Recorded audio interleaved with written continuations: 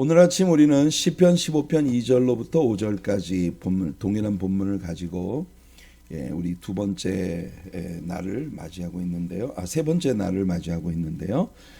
함께 공의의 실천으로 사는 삶. 지금 우리는 다윗이 자신의 삶에서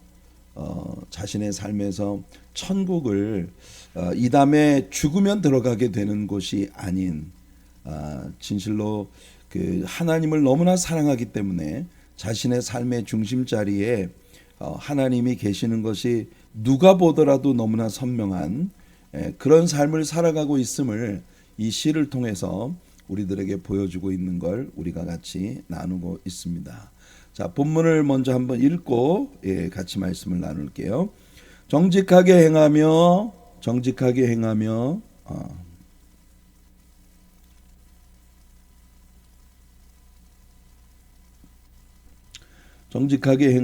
공의를 실천하며 그의 마음에 진실을 말하며. 다윗이 이야기하는 이 다윗의 생애 속에 살아있는 이 세 가지 가치.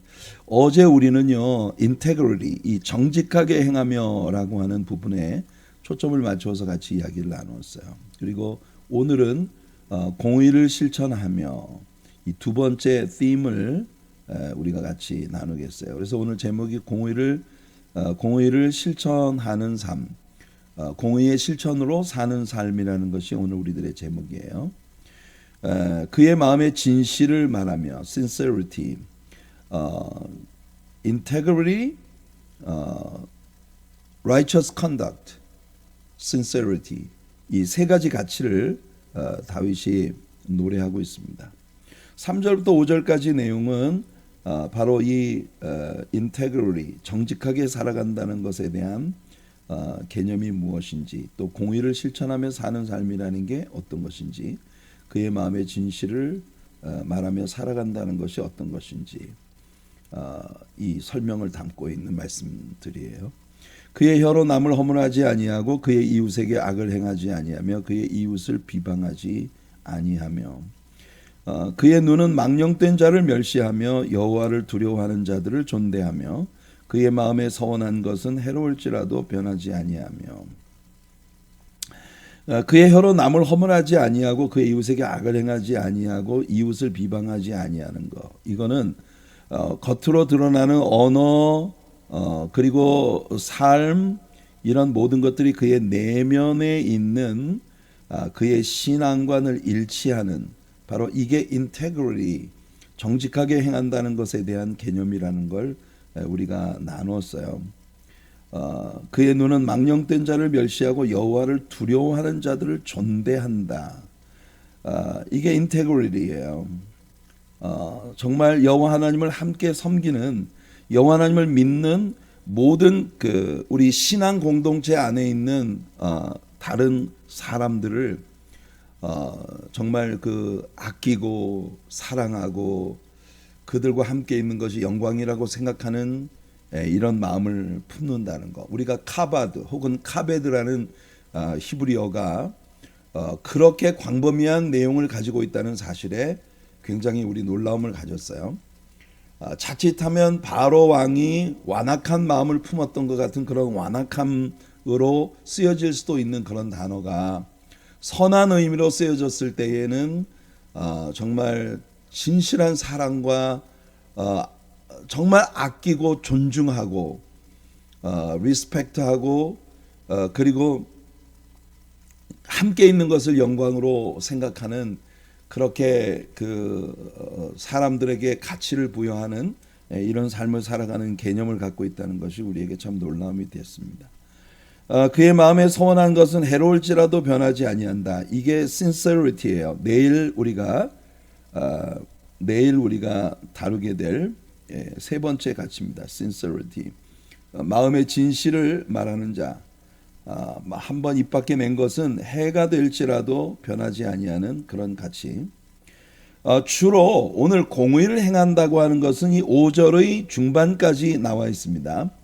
이자를 받으려고 돈을 구워주지 아니하며 뇌물을 받고 무죄한 자를 해하지 아니하는 자이니, 이게 공의 righteousness 이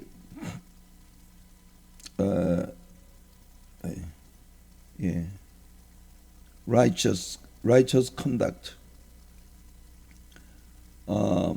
공의가 실현되어지는 그런 커뮤니티, 공의가 실현되어지는 나라, 이것이 다윗이 추구하는 그런 나라다. 그 공의가 행해진다는 것이 무슨 의미를 가지고 있는가? 이것을 이 5절의 상반부와 중반부가 우리에게 얘기해 주고 있어요. 이런 일을 행하는 자는 영원히 흔들리지 아니하리이다. 이 2절부터 5절까지 나와 있는 이 세 가지 가치를 가지고 살아가는 사람들은 아주 견고하고 흔들리지 않는 그런 생을 살아간다고 이렇게 이야기를 하고 있죠. 자, 오늘 우리는 이 다윗이 이야기하는 세 가지 가치, integrity, righteous conduct, 그리고 sincerity, 이 세 가지 가치 가운데 두 번째 가치인 공의를 실천하는 삶에 대하여 우리가 함께 이야기를 나누겠습니다. 공의를 실천하는 삶. 공의를 실천한다라고 이야기를 하면 당연히 우리들 모두의 마음속에는 굉장히 거창한 어떤 그 의로움, 전반적인 우리 생의 의로움에 대한 그런 이야기를 떠올리겠죠. 항상 여러분들 우리가 기독교 신앙을 가지는 것이 어떤 그 불교의 그 선을 행한다, 수련을 한다, 그런 것을 통해서 내가 뭐 나의 마음을 완전히 깨끗하게 무념무상, 내 안에 어떤 생각도 어떤 그런 그 세상의 현상들도 남아있지 않은 정말 그 공의 세계로 돌아가게 되는 108번뇌를 떨쳐버리고 열반의 경지에 다다르게 되는 자기 수행. 이게 여러분 보통 기독교가 아닌 이 세상의 종교들이 사람들에게 주장하는 것들이에요. 사람이 수련을 하고 해탈을 하고 그리고 또 어떤 일정한 어떤 규칙을 수행하고, 그래서 여러분 우리 그 유대교에 있어서도 랍비들이 613개의 계명을 지킬 수 있을 때 비로소 너는 구원받을 수 있다라고 하는 주장은 이게 종교입니다. 종교예요.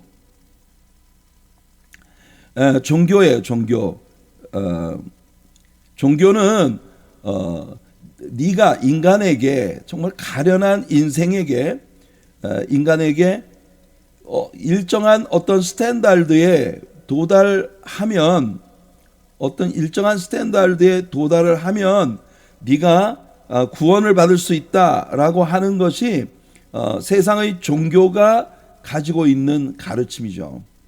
그러나 기독교 신앙은요, 아담의 타락으로 말미암아 세상에 태어난 우리 모든 인생들이 다 죄인이라고 하는 것으로부터 출발을 합니다. 죄인. 여러분 우리가 죄 가운데 있기 때문에 절대로 우리들이 인간적인 수행이나 선이나 노력을 통해서 우리가 구원에 다다를 수 있는 스탠다드에 우리가 올라갈 수 없다는 것이 기독교 신앙의 아주 중요한 그런 가르침인 거예요. 그래서 여러분들 우리가 righteous 이렇게 이야기하면 의를 행한다 이렇게 이야기하면은 굉장히 어떤 세상의 종교가 주장하고 있는 도덕적 선행이나 또는 우리가 어떤 그 우리의 인간적인 어떤 행위로 우리가 어떤 의의 수준에 당도하게 되어지는 그런 인간적 수련에 굉장히 무게를 두고 싶은 그런 마음을 우리가 갖게 되는 경우가 많죠. 하지만 지금 이 성경에서 다윗이 이야기하고 있는 righteous conduct, 공의가 강물처럼 흐르는 그런 사회를 만드는 것. 다윗은 왕이었기 때문에 왕으로서 이스라엘 안에 공의가 실현되어지는 그런 세상을 만들고 싶은 것이 그게 다윗의 마음이었거든요. 그래서 integrity, righteous conduct, sincerity 이 세 가지 우리 하나님을 믿는 자녀들이라면 반드시 우리 안에 가져야 할 세 가지 가치 가운데 우리는 어제 첫 번째 인테그리티를 이야기했고 오늘 이제 righteous conduct를 이야기하는 거예요. 이게 성경에서 이야기하고 있는 righteous conduct가 인간 세상 종교가 우리들에게 요구하고 있는 인간의 노력으로 스탠다드에 당도하려고 하는 어떤 그런 도덕적 의의를 우리들에게 이야기하는 게 아니다. 아까도 이야기한 것처럼 5절에서 이자를 받으려고 돈을 구워주지 아니하며 뇌물을 받고 무죄한 자를 해하지 아니하는 자, 이게 공의의 컨덕트이다. 공의를 행하는, 공의를 실천하는 삶이다. 이렇게 굉장히 여러분, 우리가 보통 종교에 있어서의 공의를 행하는 삶이라고 하면 우리가 무슨 대단한 높은 수준의 어떤 그 의의를 행하는 그런 것으로 우리가 생각하기가 쉽잖아요, 그죠? 근데 다윗은요, 그런 개념으로 다윗의 이야기를 들으면 상당히 유치해 보이는, 뭐 이자를 받고 돈을 구워주지 않는 거, 뇌물을 받고 무죄한 자를 해하지 아니하는 자. 그러니까 다윗이 오늘 이 본문에서 이야기하고 있는 공의를 실천한다는 것이 두 가지예요. 하나는 뭐냐? 고리대금 하지 말아라. 두 번째는 뭐냐? 뇌물 공여하지 말아라. 뇌물을 주고받는 거 하지 말아라. 뭐 별로 그렇게 종교의 가르침으로 보기에는 너무나 수준이 낮은 그런 의의를, 이걸 공의라고 이야기하는 다윗의 마음을 우리가 여기서 보고 있는 겁니다. 여러분, 이걸 한마디로 이야기하면 사람을 돈으로 보지 말아라. 그리고 자신에게 주어진 권력을 자신의 개인의 영달을 위한, 자신의 개인의 유익을 위한 그런 방편으로 전용하지 말아라. 너에게 주어진 권력, power, authority, 이런 모든 것들을 공적인 영광과 어떤 영달을 위해서, 공영을 위해서 사용을 해라 하는 겁니다. 이게 다윗이 오늘 이야기하는 거예요. 공의를 원하는 사람의 삶이라고 하는 게 무슨 대단한 인간이 도달하기 아주 어려운 도덕적 수행을 통해 아주 고상하고 깊은 그런 어떤 대단한 의의를 이루는 그런 삶이라고 우리가 착각하면 안 돼요. 우리는 그럴 수 없는 사람들입니다. 이스라엘의 왕이었던 솔로몬, 다윗의 아들이었던 솔로몬이 자기 시대의 자신의 그 다이너스티, 자신의 궁궐 안에서 벌어지고 있는 불의를 보았어요. 솔로몬은 왕인데, 왕인 솔로몬이 자기가 통치하는 나라 안에 부조리가 있다는 것을 보고 굉장히 낙담을 합니다. 솔로몬은 그 시대의 히피였다. 우리가 이런 얘기를 했어요. 전도서를 공부하면서. 이 전도서에서 자기가 지금 그 모나키, 왕정 통치 국가로서의 자신이 다스리고 있는 모나키, 이 자신이 통치하고 있는 그 왕정 통치의 그런 세상에서 벌어지고 있는 악행을 자기 스스로 전도서에서 이야기하면서 이게 진짜 인간이라는 존재 자체가 말할 수 없이 허무하다는 그런 고백을 하죠.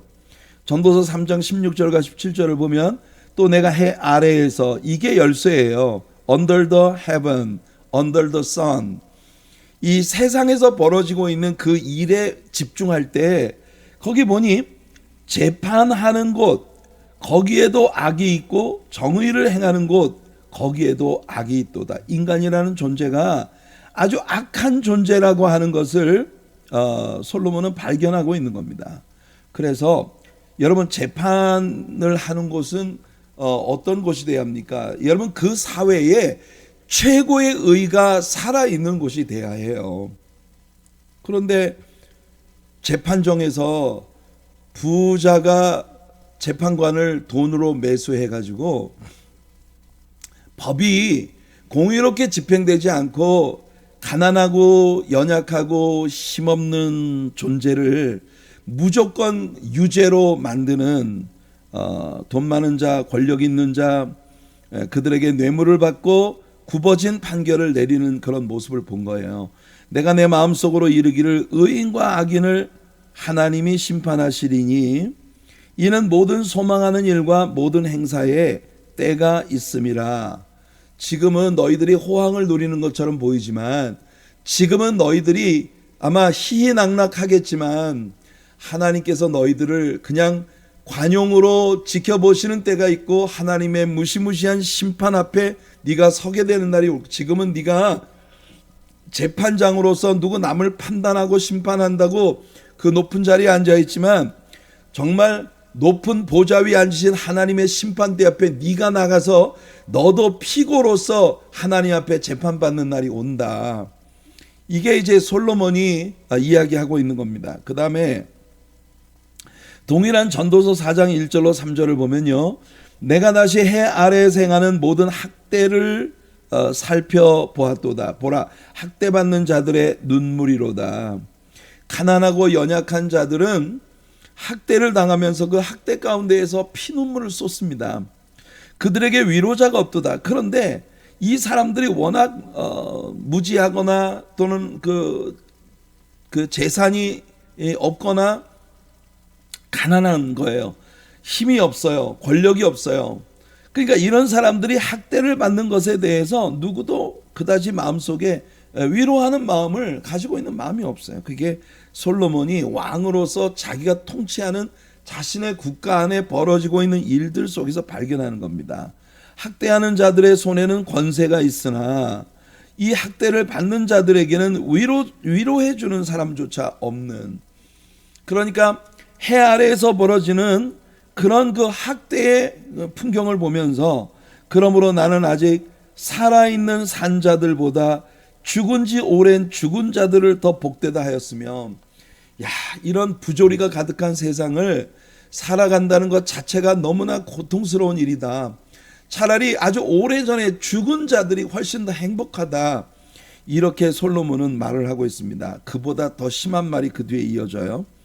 이 둘보다도 지금 해 아래 살고 있는 사람이나 죽은 지 오래된 죽은 자나 내가 보기엔 지금 이 악한 시대를 살아가는 자들보다 일찍이 죽은 자들이 더 행복해 보이고, 그 두 사람들보다도 아직 태어나지 아니한 자, 해 아래에서 행하는 이 악한 일을 아직 보지 못한 자가 더 복되다.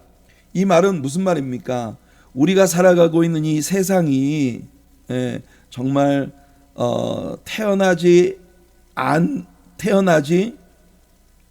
않으니만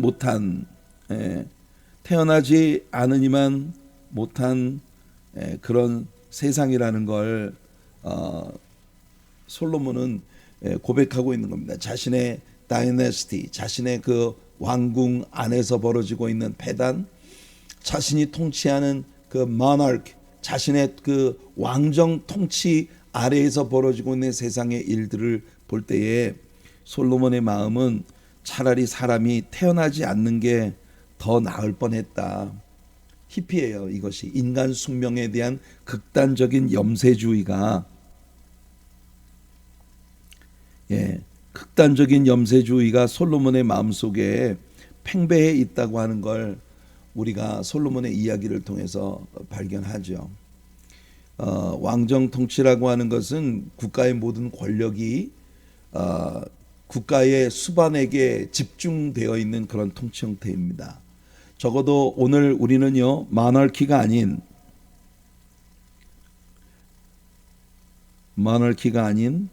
데모크라시, 민주주의 형태의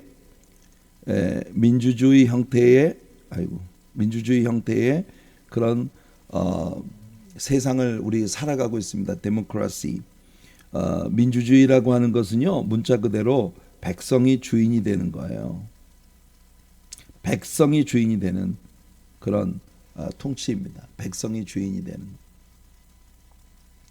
그런데 오늘날 우리가 민주주의, 데모크라시 안에 살고 있다고 하지만 여전히 국가 권력을 장악하고 있는 자들이 자신이 왕이라고 생각하는 한 그 국가 권력 아래에 있는 백성들이 공의가 행해지는 세상을 살아가기가 어렵다는 걸 오늘 우리는 이 세상의 정치가들의 모습 속에서 봅니다. 얼마나 많은 정치가들이 자신의 공직을 이용해서 개인의 영달과 유익을 위해 전용하는 그런 사람들, 자신이 그 권력의 자리에 있을 때에는 괜찮은데 그 권력의 자리에서 물러나고 난 후에 자신이 잘못 사용한 권력에 대해 민중들의 재판을 받으면서 정말 가련한 그런 위치에 떨어지는 그런 모습들을 우리가 볼 수 있지 않습니까?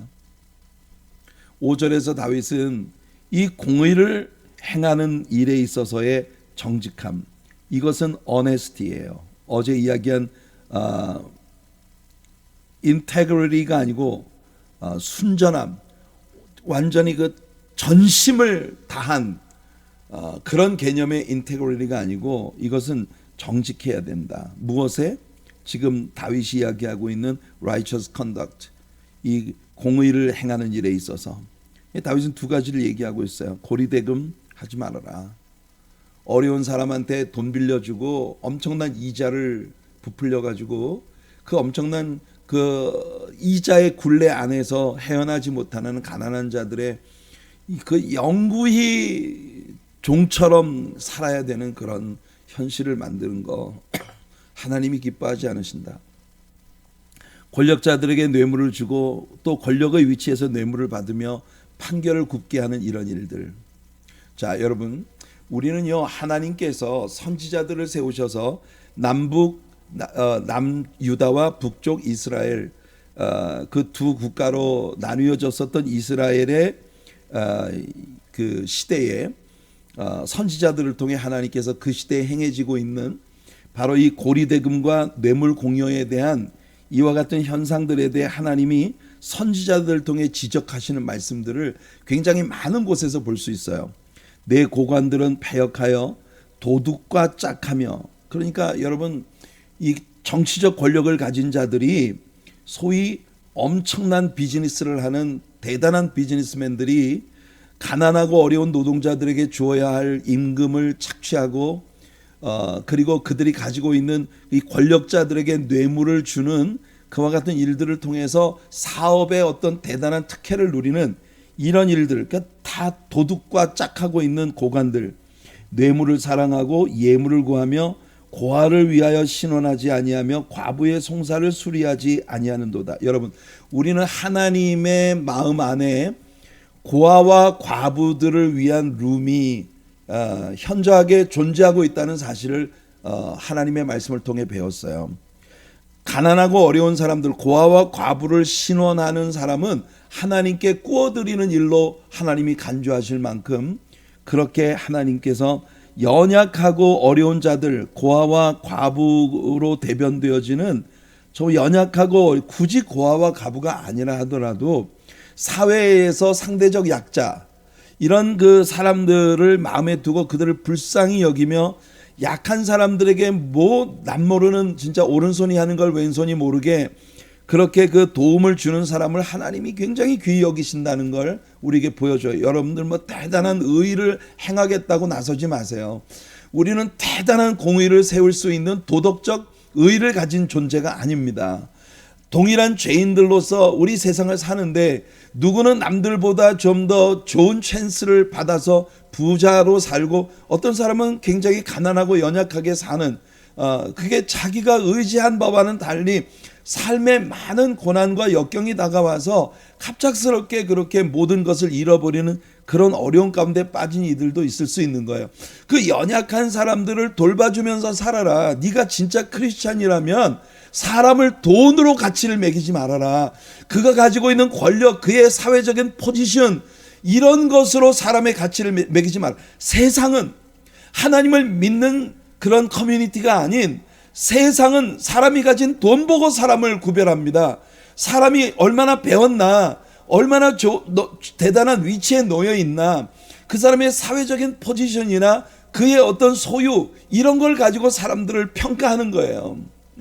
그래서 여러분 정말 얼마나 이 불편한 세상이 이사야 5장 26절에 보면 그들은 뇌물로 말미암아 악인을 의롭다 하고 의인에게서 그 공의를 빼앗는다. 뇌물을 받고 아주 악한 자를 의롭다고 하고 의로운 사람을 갖다가 죄인으로 낙인 찍어서 정말 그 교도소에 보내는 이런 일들을 행하지 말라는 겁니다. 가난한 자를 불공평하게 판결하며 가난한 내 백성의 권리를 박탈하여 과부에게 토색하고 고아의 것을 약탈하는 자. 진짜 여러분 오늘 이 세상은 있잖아요. 무자비예요. 무자비해. 세상이 정말 무자비해요. 가난하고 어려운 사람들을 보고 함께 눈물 지을 수 없어요. 여러분들 예수님께서 말씀하셨지 않습니까? 피리를 불어도 춤추지 않고 슬피 울어도 옆에 함께 앉아 눈물 지어주는 그런 마음을 가질 수 없는 세상이 오늘의 세상이라는 겁니다. 다윗은요 우리에게 큰 걸 구하지 않아요. 네가 진짜 하나님을 사랑하는 사람이라면 네 옆에 있는 사람의 가련함에 눈물 지을 수 있는 적어도 사람을 그가 가진 물질이나 권력이나 그건 세상 사람들도 그렇게 하는 거잖아요. 이게 여러분들이 예수 안 믿는다면 하나님 믿지 않는다면 상관없어요. 그냥 차라리 하나님 안 믿는 자라고 난 하나님 안 믿는 사람이야. 그러면 여러분들이 세상 사람이 가진 가치관을 가지고 살아도 이상할 게 없단 말이에요. 근데 여러분이 적어도 하나님을 믿고 하나님의 자녀로 살아가고 있다면 하나님의 자녀들의 커뮤니티 안에서는 적어도 사람을 그가 가진 물질로 가치를 매기고 그가 서 있는 사회적 포지션으로 가치를 매기는 이런 일은 교회 안에 없어야 된다는 겁니다. 에스겔 선지자가 말해요. 에스겔 22장 12절 내 가운데는 피를 흘리려고 뇌물을 받는 자도 있었으며 내가 변돈과 이자를 받았으며 고리대금을 통해서 가난한 자들을 착취하고 그 이익을 탐하여 이웃을 속여 빼앗았으며 나를 잊어버렸도다. 주 여호와의 말씀이니라. 여러분 하나님께서 우리에게 정말 심각하게 하시는 말씀이 뭐냐? 이런 짓을 할 수 있다는 건 네가 나를 잊어버렸기 때문이다. 다시 말하면 너의 생각 속에 내가 없기 때문에 네가 이런 짓을 할 수 있다. 이게 지금 여러분 하나님을 믿지 않는 다른 이방 나라들에 대한 이야기가 아니에요. 하나님을 믿는다고 주장하고 있었던 정말 하나님을 믿는 자라고 자처하고 있었던 하나님의 백성들 안에서 벌어지고 있었던 그 일을 얘기하는 겁니다. 얼마나 무서워요. 연약한 자를 막 사정없이 피를 흘리게 하고 무자비하게 가난한 자들에게 변돈과 고리대금을 해서 이익을 탐하고 여러분 연약한 자들에게 피눈물을 쏟게 하는 건 하나님이 반드시 갚으신다고 말씀합니다. 아모스 선지자를 통해서 또 하나님 말씀하세요. 너희가 힘없는 자를 밟고 그에게서 미래 부당한 세를 거두었은즉 너희가 비록 다듬은 돌로 집을 건축하였으나 보세요. 여러분 힘없고 연약한 자를 짓밟고 힘없고 연약한 자에게서 부당한 세금을 허리가 휘어지도록 거두어 들여서 그것 가지고 뭐해요? 자기들 사는 집을 다듬은 돌로 완벽한 집으로 멋지고 아름답게 건축을 하고 그렇게 살아보겠다는 겁니다. 하지만 하나님 말씀하십니다. 너는 거기 거주하지 못할 것이다. 아름다운 포도원을 네가 돈 한번 벌어보자고 큰 사업에 투자를 했으나 그 투자한 사업에서 이익을 보지 못할 것이다. 그 포도주를 마시지 못할 것이야. 너희의 허물이 많고 죄악이 무거움을 내가 아노라. 너희는 의인을 학대하며 뇌물을 받고 성문에서 가난한 자를 억울하게 하는 자로다. 이런 세상이 그들에게 전개되고 있었던 거예요. 흥미로운 사실은 하나님께서 율법을 통해 같은 유대인 동족들 사이에는 절대 이자를 부과하지 못하도록 명령하셨다는 겁니다. 하나님은요 같은 동족들끼리 높은 이자를 받는 그런 고리대금을 하지 말라고 엄히 경계하셨어요. 출애굽기 22장 25절에 내가 만일 너와 함께한 내 백성 중에서 가난한 자에게 돈을 구워주면 너는 그에게 채권자같이 하지 말라. 채권자같이 하지 말아라. 이자를 받지 말아라. 하나님께서 지금 네 옆에 있는 그 가련한 사람에게 네가 뭔가 물질을 빌려주었다면 너는 그에게서 높은 이자를 받을 마음을 갖지 말아라. 왜냐하면 그가 내 백성이다. 하나님께서 하시는 말씀에 중요한 키워드가 바로 이거예요. 지금 여러분 옆에서 눈물 짓고 아파하는 사람이 하나님의 백성이에요.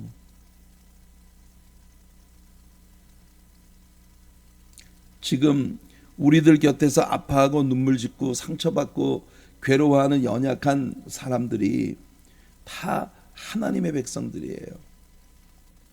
여러분이 하나님을 진심으로 사랑한다면 하나님을 기쁘시게 해드려야 되지 않겠어요? To be pleasing you, to be pleasing you. This is what I really want to do. 우리가 찬양하지 않습니까? 그렇다면 하나님이 친백성이라고 생각하고 있는 내 곁에 있는 가난하고 가련하고 연약한 자들에게 인정을 베풀고 긍휼을 베푸는 자비의 마음이 우리 안에 없다면 하나님 사랑한다고 말하지 말아라. 이게 하나님 말씀이에요. 출애굽기 23장 7절과 8절에 말합니다. 거짓 일을 멀리하며 무죄한 자와 의로운 자를 죽이지 말아라. 나는 악인을 의롭다 하지 아니하겠노라. 너는 뇌물을 받지 말아라. 뇌물은 밝은 자의 눈을 어둡게 하고 의로운 자의 말을 굽게 하느니라. 얼마나 많은 말씀들이 동일한 이야기를 우리에게 들려주고 있습니까? 이게 레위기예요. 출애굽기가 아니고 제가 이 말을 이게 레위기입니다. 레위기 25장 35절로 38절. 레위기 25장은 가난해서 물질을 팔아버린 사람이 그 형제나 친척이 다가와서 그에게 킨스맨 리디머, 친족 구원자가 되겠다고 할 때 돌려줘야 한다는 그 말씀 끝에 이 말씀이 나와요. 내 형제가 가난하게 되어 빈손으로 내 곁에 있거든. 너는 그를 도와 거류민이나 동거인처럼 너와 함께 생활하게 하되. 여러분, 정말 하나님을 소유한 마음을 가진 사람의 삶은 있잖아요. 남들이 보기에 저 사람 바보 아니야? 그렇게 생각할 정도로 어려운 사람의 룸이 있어요. 이 안에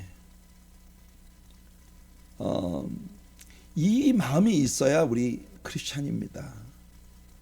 왜 여러분들 영국이나 미국이나 캐나다나 이런 나라들이 그 사마리탄 퍼스 같은 이런 운동을 일으켜서 자신들과 아무 상관도 없는 머나먼 극동아시아의 대한민국 같은 나라를 지원하기 위해 옥수수를 보내고 분유를 보내고 구제 옷들을 보내고 하면서 우리나라를 잘 살게 만들어줬는지 아세요? 그들의 마음 안에 하나님이 계셨기 때문인 거예요. 사랑하는 성도 여러분, 우리들의 마음 안에도 하나님이 계셔야 합니다. 하나님을 믿는다는 건 구호로 믿는 게 아니에요. 저는 이 다윗의 이 시들을 공부하면서 정말 미칠 것 같아요. 내가 섬기는 교회 안에, 내가 섬기는 성도님들의 마음 안에, 또 이런 말씀을 가르치는 제 자신의 영혼 안에 다윗과 같은 마음이 정말 있어야 하지 않겠나. 누가 보더라도 저 사람 왜 저렇게 바보같이 살아? 왜 저렇게 끊임없이 누군가에게 뭔가를 주고 싶은 그런 마음. 여러분, 그 19세기 우리가 빌라델비아 교회를 통해서 배웠던 19세기 20세기 초반까지 이 서방 세계의 그 크리스찬 교회들이 왜 그렇게 끝없이 자기들과 아무 상관도 없는 머나먼 이 지구의 반대편에 있는 남미나 또는 아프리카나 또는 극동아시아나 우리들 같은 그런 사람들을 그들의 마음 안에 품을 수 있었는지 너무 자명합니다. 왜냐하면 예수님이 그들 안에 있었기 때문이에요. 오늘 우리들도 정말 명백하게 하나님이 우리 안에 계시는 그런 사람이 되어야 합니다. 그래야 우리가 크리스천인 거예요. 너는 그에게 이자를 받지 말고 내 하나님을 경외하여. 이런 것이 하나님을 진짜로 두려워하는 사람의 삶이에요. 내 형제로 너와 함께 생활하게 할 것인즉, 나에게 아무것도 변제할 능력이 없는데 그런데 그 사람을 내 형제 중에 하나인 것처럼 내가 품어준다는 거예요. 너는 그에게 이자를 위하여 돈을 구워주지 말고 이익을 위하여 내 양식을 구워주지 말라. 나는 너희의 하나님이 되며 또 가나안 땅을 너희에게 주려고 애굽 땅에서 너희를 인도하여 낸 너희의 하나님 여호와이니라. 우리가 구원받은 구속된 하나님의 자녀다라고 하는 생각을 한다면 우리가 구원받은 하나님의 백성이다. 이 부분을 우리가 생각한다면요, 우리는 하나님께 어마어마한 빚을 진 자입니다. 너희가 이 가나안 땅에 정착을 해서 살도록 하기 위해 내가 애굽 땅으로부터 너희들을 구출해냈을 뿐만 아니라 이 땅을 차지하고 있었던 모든 세력들을 이 땅에서 몰아내고 너희들을 여기에 정착하게 했다니까 우리는요, 하나님의 자녀가 되었다는 것만으로도 이미 엄청난 빚을 진 사람들이에요. 마지막으로 신명기 23장 20절입니다. 타국인에게 내가 구워주면 이자를 받아도 되거니와 내 형제에게 구워주거든 이자를 받지 말아라. 근데 여러분, 타국인에게 내가 구워주면 이자를 받을 수 있는데 내 형제에게 구워주거든 이자를 받지 말아라. 그리하면 내 하나님 여호와께서 내가 들어가서 차지할 땅에서 내 손으로 하는 범사의 복을 내리시리라. 신명기는 이스라엘 백성들이 모압 평원에 있을 때 아직 약속의 땅에 들어가기 전에 모세를 통해서 주신 말씀입니다. 그런데 여러분, 우리는 크리스천들이에요. 여기 타국인이라는 존재가 우리가 예수 그리스도의 복음의 대상으로 생각한다면 이 사람들이 다 우리의 형제가 될 수 있는 거예요. 여러분, 그래서 저는 여러분들에게 그렇게 얘기해 드리고 싶어요. 여러분들이 어떤 가게를 갔을 때, 예를 들어 어떤 식당에서 음식을 먹는다. 여러분들을 서브하고 있는 웨이트리스가 잠재적인 우리의 형제예요. 잠재적인 우리의 자매예요. 왜냐하면 언제 그 사람이 복음을 듣고 우리 교회로 올지 모르니까. 그러니까 우리가 정말 주님을 사랑하는 사람이라면 우리는요, 내가 만나는 모든 이들에게 예수 그리스도의 사랑으로 다가갈 수 있어야 합니다. 친절하세요. 여러분, 친절하세요.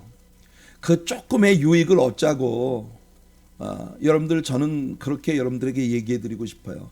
레스토랑에 가서 여러분들이 식사를 한다면 여러분들을 섬긴 웨이트리스트들에게 여러분 그냥 남들이 주는 것보다 한 1, 2불만이라도 더 주세요. 그 1, 2불이라는 돈이 물론 여러분에게도 굉장히 귀한 것이지만 그걸 바라고 열심히 서브를 하면서 사는 사람들이거든요. 왜냐하면 그 사람들이 여러분들의 잠재적 형제, 잠재적 자매가 될 수 있습니다. 지금 식당에서 여러분들 그 종업원으로 일을 하고 있지만 여러분의 형제나 여러분의 친구 중에 하나가 그런 일을 종사할 수 있는 거예요. 절대 여러분들 나는 사용자고 저 사람은 노동자다, 이런 개념으로 사람을 봐서는 안 된다는 겁니다. 오늘 우리가 살아가는 세상은 소위 유전무죄, 무전유죄가 공공연한 가치가 되는 그런 세상이에요. 힘 있으면 다 의롭고 힘 없으면 모두 죄인처럼 되어지는 그런 세상. 그런 나라는 하나님의 공의가 없는 나라입니다. 적어도 크리스천 커뮤니티에서는 공평이 강물처럼 흐르는, 모든 사람들이 공정하게 대우를 받을 수 있는 그런 커뮤니티가 되는 것이 공의의 실천으로 살아가는 삶이라는 걸 다윗은 오늘 우리들에게 가르쳐주고 있는 것입니다.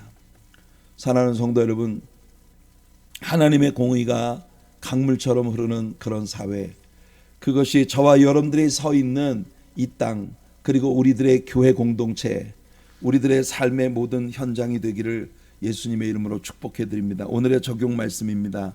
신명기 10장 17절과 18절이에요. 너희 하나님 여호와는 신 가운데 신이시며 주 가운데 주시오. 예, 여러분, 우리 하나님은요, 신 중에 신이고 주 가운데 주이십니다. King of Kings and the Lord of the Lords. 크고 능하시며 두려우신 하나님이시라. 사람을 외모로 보지 아니하시며 뇌물을 받지 아니하시고 고아와 과부를 위하여 정의를 행하시며 나그네를 사랑하며 그에게 떡과 옷을 주시나니.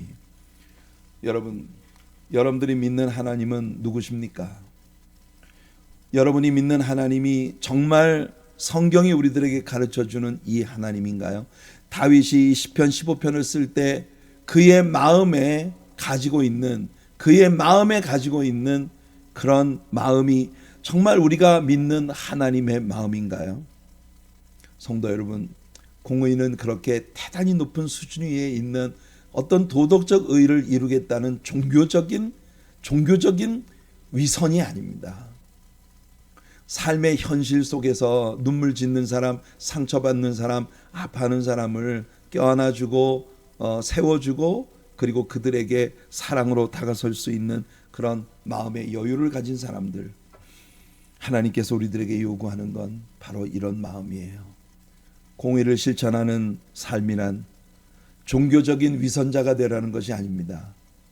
우리가 정말 주님을 사랑하는 사람들이라면 세상은 돈이 사람을 평가하는 가치가 되고 권력이 사람을 평가하는 가치가 되고 그 사람의 사회적인 포지션이 사람을 평가하는 가치가 되지만 크리스천 공동체 안에서는 모든 사람들이 하나님의 시각 앞에서 균일하고 공평하게 대우를 받을 수 있는 찬스를 갖는 것, 여러분 그것이 우리 교회가 되기를 소원합니다.